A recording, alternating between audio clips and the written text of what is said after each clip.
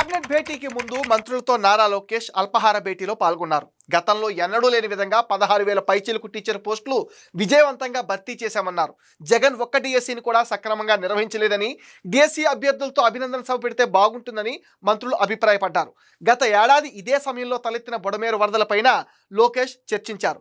గత ఏడాది అనుభవాలతో ఈసారి అప్రమత్తంగా ఉన్నామన్నారు. ఇన్ఛార్జ్ మంత్రులు నియోజకవర్గాల్లో కార్యకర్తలను కలవాలని లోకేష్ సూచించారు. కార్యకర్తల సమస్యల పరిష్కారానికి గ్రీవెన్స్లు నిర్వహించాలన్నారు.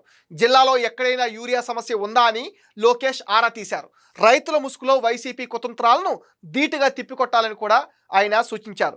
కన్న తల్లినే సరిగ్గా పట్టించుకొని సైకోయిజం జగన్ రూపంలోనే చూశామని మంత్రి లోకేష్ అన్నారు.